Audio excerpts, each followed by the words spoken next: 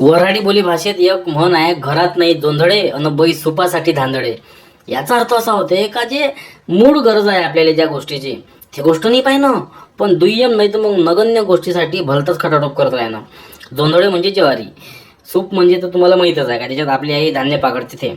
आणि धांदळेचा वऱ्हाडीचा अर्थ होते धावपळ करणे.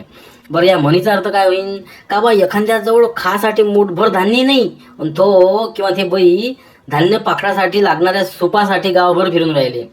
लग्न एखाद्या पठ्ठ्याचं व्हायचं असतं, तो बटा नाव सर्च करून राहिला पोरवायचं नाव काय ठेवू बा, लेकरू झालं पोरग झालं तर काय ठेवू, पोरी झाली तर काय ठेवू.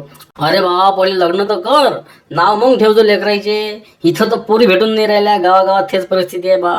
शाळेत असताना आमचा एक मित्र होता, तो त्याले म्हणता ढ नाहीये, पण पेपर राहिले का तो 5-10 मिनिटातच मास्तरले पुरवणी मागे. बल्ले बोट्टे असे त्यानं पुरवणी मागतली का बल्ले असे मास्तरे भल्ला असे का, काय लिहून बा माय तर काही घंटा येत नाही त्याच्यातलं.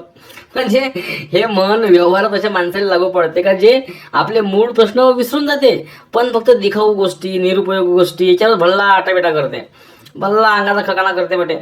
म्हणजे बयाळपणा करणे, एकंदरीत बेअक्कलपणा करणं. बरं, आपल्या अवतीभोवती एखादं कोणी असं तर त्याची मजा घ्यासाठी नाही तर मग तिला झापासाठी हे म्हण वापरलं जाते. आता तुमच्या नजरेत कोण असं आहे त्याला पाडून द्या.